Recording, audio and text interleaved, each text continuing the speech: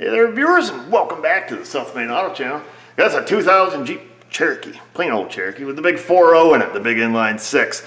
The lady brought it in with a customer complaint that the coolant reservoir over there on the side of the screen was leaking. And by that she means she puts coolant in it every single week and it keeps disappearing. So she assumes that there's a leak in the reservoir. Now, you guys might recognize this Jeep. It was in a video, I don't know, several weeks ago with the battery that dies overnight. We had fixed that for the lady, first time we ever seen this car. So she's ecstatic about that, and that's all repaired, but we have this coolant loss, we'll call it. And I can assure you it is not in the coolant reservoir. Coolant reservoir is good, it doesn't leak. She bought this car used not too long ago. I see it's got a brand new radiator in it, new thermostat, and somebody's had a lot of the hoses unhooked, you know, potentially probably trying to track down this problem. So there is no external leak, but it is using coolant. I've got my Astro Tools, not a sponsor, kind of are, pressure tester on there. Got her pumped up to 15 PSI, let it sit about 15 minutes, and I see it's lost about a pound of pressure. So previous experience with these Jeep 4 liters has led me down the path. And unfortunately, it's the path of doom for these, and I'll show you what I find. And by doom and gloom, you guys know what this means. Not all the time when you see this sludgy crap on your cap does it mean, you know, you've got a coolant consumption. Some engines are notorious for this, for building up the sludge on your cap. So don't get too excited, but we get excited on this one because it's also associated with a coolant loss. And I'll show you the other clue that my boy Josh found. He pulled the oil dipstick on it. It's way over full, and I don't know if the video is going to do a good representation of this, but the oil that's in it also has, it's hard to see on video, it looks black.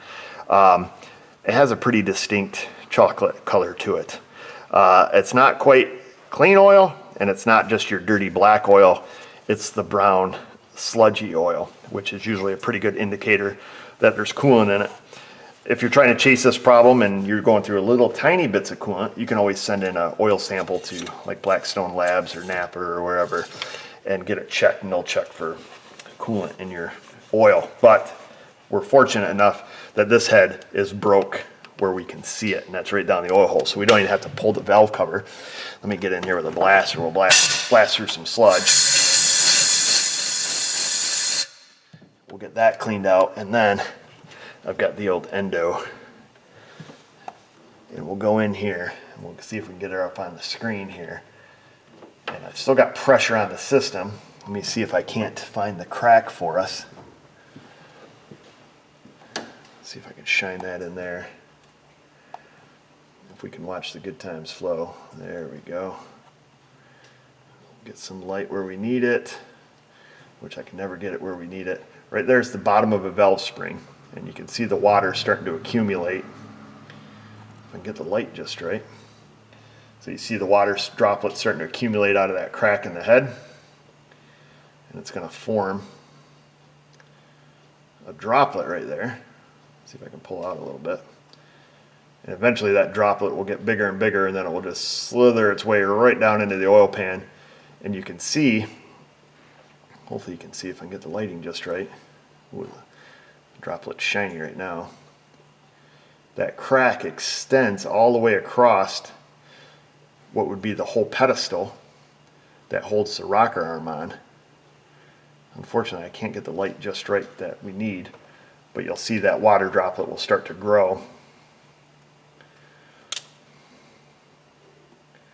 Wish I could get the light just right, but it's almost like it's too bright in some cases. Try this.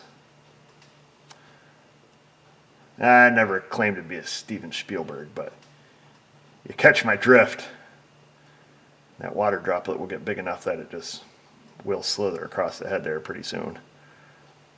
Either way, a little bit of water, a lot of bit of water, it's all bad. And I don't know if you can see the crack. Everything's so shiny in there. But right under the valve spring, I guess it would be going down to like the bottom right corner of your screen. You can see the water droplets forming on that crack. And let me see if I can stick my head in here a little bit. Maybe move that around. So that crack goes all the way across there. You can see where it's kind of sweating. And as we come back towards the puddle, And then that crack actually goes all the way up around the valve spring and all the way over to the corner of the head. So that blue thing is the valve cover gasket. You can see the water starting to form up there and come all the way across, and that water blob is starting to grow. So that's that. And it's time to stick a fork in this one also, folks, because it's done. So unfortunately for this lady, it is over. I don't know if the vehicle's worth putting an engine in yet. You know, it is 21 years old. This is New York, so we'll look it over. We'll see if it's worth either putting a reman engine in it for her, or possibly even a used one if we can obtain one. Car's got 100 and how many miles on it? 180,000. Yeah, I got 180,000 miles on it. So it's a lot of miles. It would be kind of up in the air whether or not it'd be worth pulling the head and putting like a reman head on it, particularly with the amount of coolant that's been run through it. So you always got to worry about that. How much coolant has really gone through this bottom end, especially prior to her purchasing it. That's something that you have to kind of put into consideration. So, and then the other thing is, if we can only get used engines with high mileage, and if they're notorious for this problem, we've already got this problem. We already have a used engine. So we'll leave it up to her. And just, I guess, keeping in mind, if you have coolant consumption on your car and there is absolutely no external leaks, it can only be going, a couple other places. The heater core, so front heater core, rear heater core, depending on your vehicle configuration.